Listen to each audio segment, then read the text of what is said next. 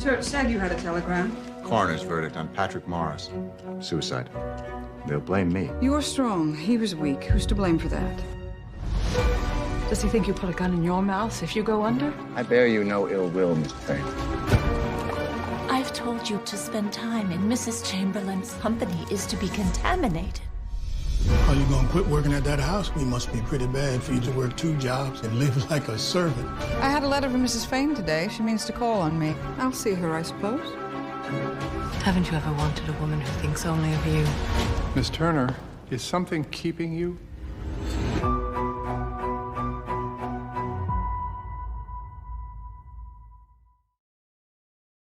There are moments where George gets to use his power. And I think his concept of revenge is very expansive. The aldermen have seen George coming. They know what he wants is in their power.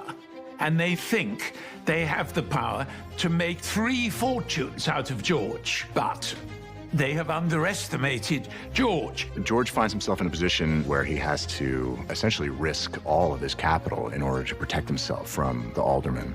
I thought you were honorable men. Not too honorable to miss the chance of a fast buck, of course, but not greedy, dirty thieves. George is taking some risks with the business, and they're facing financial ruin. And Bertha doubles down on her support for him. I told you before. We've made one fortune together, and if needs be, we'll make and spend another. They have a real partnership in that sense. Knowing that she has that kind of faith in him, it gives him the confidence to do what he has to do in a very dicey situation. What are we going to do? We buy. We buy every piece of company stock that comes on the market. And not a soul is to hear about it. He takes the risk, and the reward is enormous. And this is based, actually, on a completely true episode that happened to Commodore Vanderbilt. We've already lost enough to make us poor. But if it goes on for much longer, there's some among us facing ruin. He did exactly that.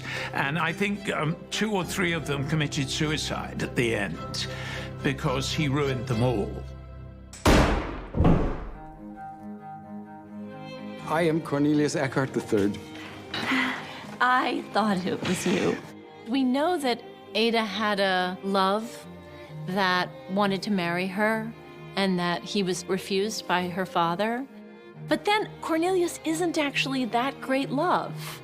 We knew each other when we were young in Pennsylvania. Before life drove us to the 4 corners of the earth. I got his number and I call him out. Ada's disappointed, but I think I've rescued her from someone who really wanted to take advantage of her. When Cornelius comes and then suddenly disappears, she doesn't really understand what's happened. Surely you can stay for a few minutes. I am sorry. Bannister, will you see Mr. Eckhart out? I think I'm very much the big sis. She's very protective of her little sister.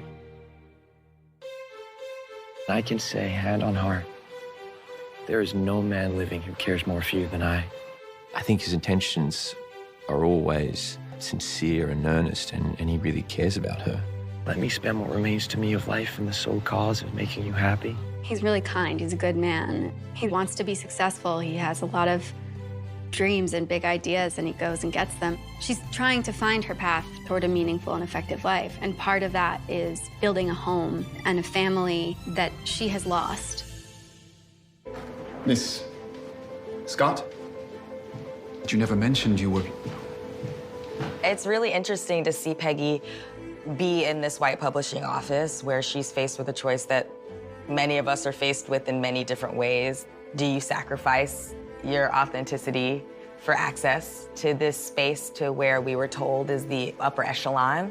Now, there are adjustments we'd ask you to make so that your work is more palatable to our readers. Of course. We'd have you sign a document that you accept our policy, which would prevent you divulging publicly that you are the writer of any stories we might publish.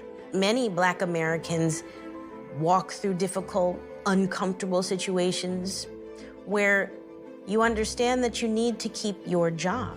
But at a certain point, you're unwilling to deal with certain indignities that come your way. I think that it's important to look at that narrative of Peggy saying no to never revealing herself with a lot of specificity, because it made me wonder how many Black writers did say yes to that offer, how many Black inventors did say yes to that offer, and we don't know. We don't know their work, and I can't blame them. There aren't any colored writers, especially women writers, who can make a living wage. I will soon find out how much colored women writers make. He loves her, and the discrimination and the racism that awaits her in that field might be too much to bear. You could always come home and work for me. It is that fatherly love that sees the path ahead that the child can't quite see. Did I make a mistake? I could have my stories published in a newspaper right now. But you'd never be able to claim them. Somewhere there's an open door and you're going to walk through it.